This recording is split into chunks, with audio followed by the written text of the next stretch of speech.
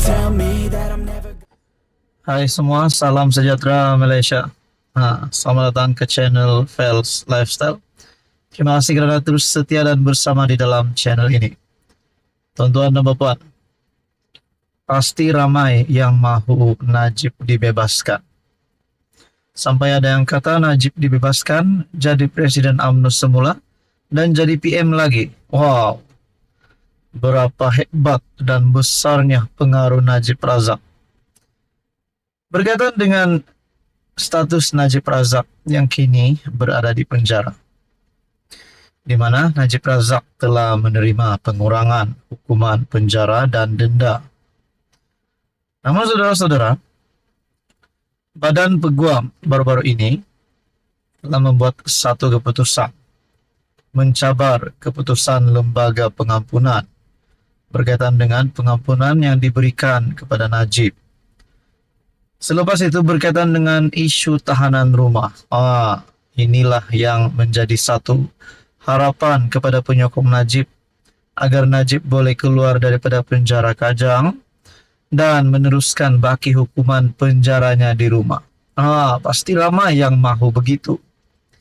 Namun tuan-tuan dan puan, pada 3 Julai artikel daripada Malaysia Kini telah mengesahkan satu berita duka cita untuk Najib Razak. Adakah selepas ini Najib Razak sudah tidak ada harapan lagi nak jadi Presiden UMNO? Tidak lagi ada harapan nak jadi Perdana Menteri? Adakah dengan ini menangis penyokong Najib, menangis Rosma dan ahli keluarga Najib? Kerana disahkan berkaitan dengan tahanan rumah, Mahkamah tolak permohonan Najib. Najib tu bukanlah ahli keluarga saya, bukanlah pakcik saya pun. Namun saya respect Najib kerana beliau pernah menjadi Perdana Menteri dan seorang pemimpin pada zaman dulu, waktu era kegemilangan bosku. Saudara-saudara, di dalam artikel ini menyebut bekas Perdana Menteri Najib Razak gagal mendapat kebenaran untuk meneruskan semakan kehakimannya untuk dibenarkan menjalani baki hukuman penjara dalam tahanan rumah.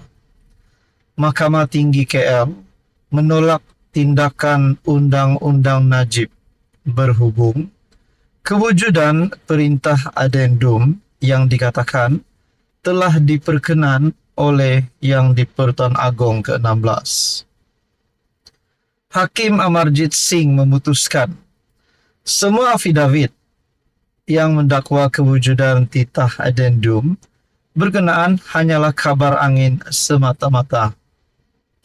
Mahkamah memutuskan afidavit daripada Timbalan Perdana Menteri Ahmad Zahid Hamidi dan Menteri Besar Pahang Wan Rosdi Wan Ismail tidak menunjukkan pengetahuan secara langsung mengenai kewujudan perintah tambahan lembaga pengampunan itu. Adakah kita boleh membuat spekulasi di sini? Mana-mana pihak yang cuba untuk klaim adanya titah adendum ini sebenarnya menipu. Itu pun menjadi persoalannya. Mahkamah Tinggi KL pada 5 Jun lalu membenarkan permohonan Najib untuk memasukkan 2 afidavit tambahan dalam permohonan kebenaran semakan kehakiman difailkannya bagi mencabar kewujudan perintah adendum yang dikatakan telah diperkenankan oleh Yang di-Pertuan Agong ke-16 agar bekas PM itu menjalani baki hukuman penjara 6 tahun di rumah. Jadi saudara-saudara, mahkamah menolak permohonan Najib berkaitan dengan tahanan rumah. Adakah dengan ini Najib akan meneruskan baki hukuman penjaranya seperti sedia kala selepas menerima pengampunan? Namun kita kena ingat juga keputusan daripada Badan Peguam yang cuba untuk mencabar keputusan Lembaga Pengampunan.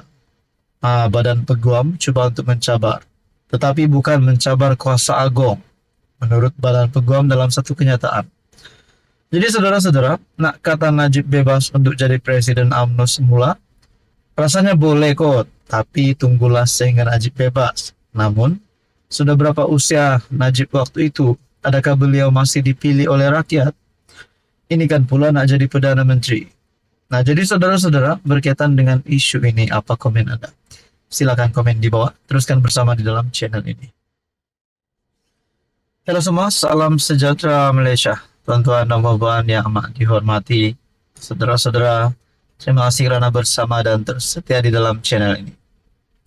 Mungkin sebelum ini kita ada mendengar tajuk berita ataupun spekulasi Azam Baki sebagai Ketua Pesuruhjaya SPRM dipecat ataupun letak jawatan kerana tidak melakukan tugas dengan baik. Berkaitan dengan komen dan spekulasi ini, apa pandangan Anda? Adakah Azam Baki hari ini sebagai Ketua Pesuruhjaya SPRM tidak menjalankan tugas dengan baik? Kalau benar Tan Sri Azam Baki tidak menjalankan tugas, tidak melakukan tugas dengan tulus dan baik, kenapa kontrak beliau diteruskan? Coba kita fikir. Tapi bagi saya secara pribadi, pandangan secara pribadi, setakat ini, kerja-kerja yang dilakukan SPRM melalui Ketua Pesuruhjayanya, Tan Sri Azam Baki, bagi saya boleh berikan satu kredit. Kerana kita dapat lihat banyak saja sindiket ditumpaskan, ada saja jerung-jerung, penyakau, bahkan ahli politik tertangkap kedapatan kantoi melakukan rasuah. Jadi saudara-saudara, nak cakap Azam Baki ini buat salah, nak cakap Azam Baki ini tak layak jadi Ketua Pesuruhjaya SPRM pun rasanya saya menolak perkara itu. Jadi saudara-saudara, tuan-tuan dan puan, berkaitan dengan status Azam Baki, rupanya dalam satu artikel daripada Malaysia Kini bertarik Julai 3, SPRM dalam satu keputusan yang amat mengejutkan menafikan Azam Baki terlibat sebar tomahan, babitkan agensi penguat kuasa. SPRM menafikan Ketua Pesuruhjayanya Tan Sri Azam Baki terlibat dalam penyebaran tomahan, membabitkan agensi kerajaan dan media yang tular baru-baru ini. SPRM dalam kenyataan memaklumkan penyebaran tomahan membabitkan seorang ketua pengarah sebuah jabatan penguat kuasa kepada beberapa agensi media dan agensi kerajaan dilakukan menerusi email, akaun palsu menggunakan nama Azam.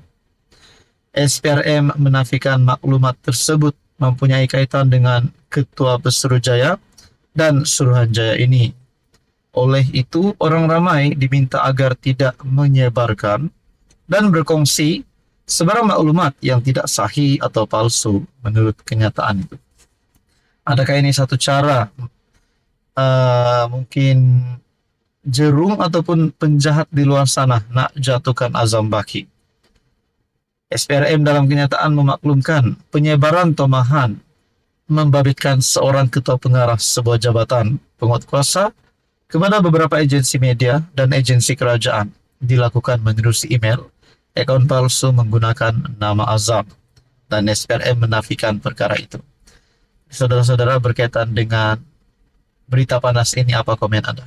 Sekian saja, teruskan bersama di dalam channel ini.